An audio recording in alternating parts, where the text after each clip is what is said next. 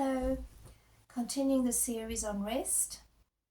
Today I'd like to look at some Hebrew, Greek and Latin words for rest.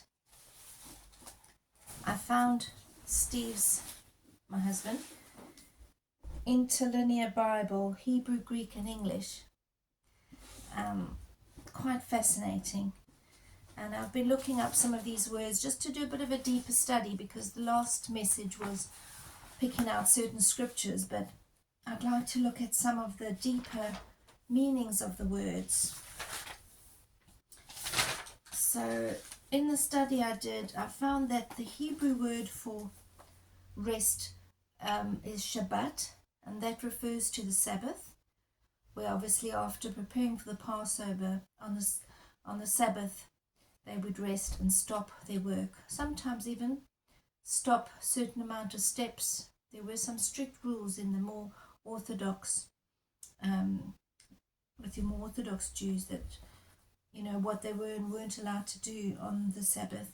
So Shabbat means to stop. But there's another Hebrew word called Nuach, Nuakh, and that's where Noah comes from, the word Noah. And this means to abide or to rest in. This is the type of rest that I think Jesus is calling us to in a spiritual sense. And perhaps we need to do the physical stopping sometimes to be able to draw closer in a spiritual sense. But because rest has rhythms day in and day out, I have this beautiful picture that Jesus is wanting us to abide continually.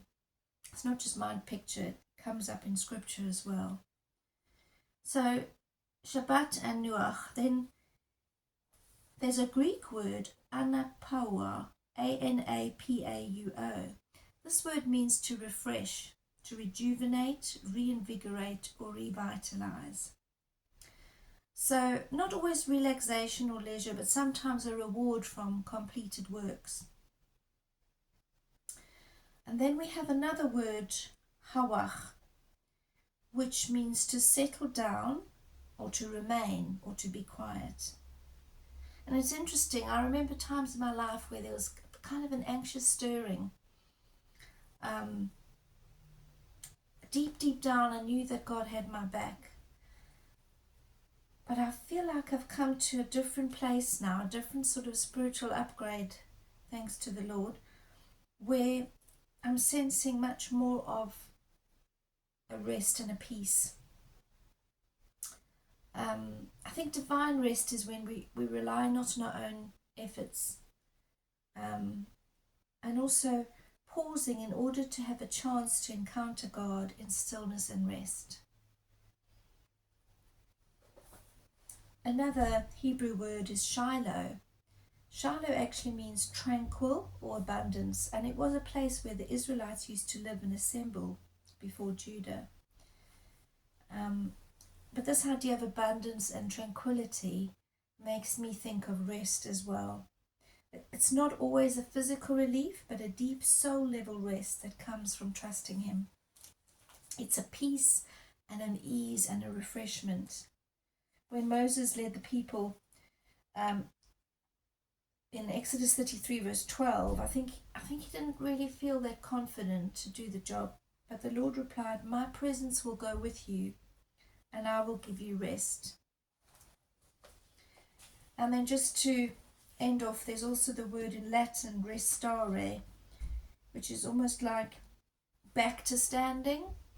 So you've had a chance to lie, and now you're back to standing, to be firm and to remain or continue in existence. What I find lovely is this idea of rest as the foundation, not as the reward. That rest is actually the place from which work starts, and not just the place of reward. It's interesting in our Western world, where busyness is often seen as a good thing, seen as success and esteemed. I think we can learn a lot from the East, where there's a slower pace in some of the Eastern ways of life, where there's more time taken for slowing down and slower rituals and noticing things. Psalmist promises that alignment with the Lord adds meaning to our work, where every day isn't a struggle and where we're not worrying about tomorrow. So I just wanted to encourage us today that rest is a special, deep thing, and that we can enter a spiritual rest, not just a rest that's physical, and that sometimes the Lord can actually restore to us more than we can think, ask, or imagine in rest. I trust that rest will shift our focus as we think on Psalm 46 verse 11, which says, "Be still and know that he is God. They that hope in the Lord," it's also a famous one, this, "will renew their strength. They will soar on wings like eagles. They will run and not grow weary. They will walk and not grow faint." Now, it might seem like you've been so busy and perhaps you have chronic fatigue or FND or some sort of illness where you can't do what most people can do. We'll talk more about that tomorrow and ways to break things down to overcome some of that mentally. But I just want to encourage you again that inwardly you can be renewed every day.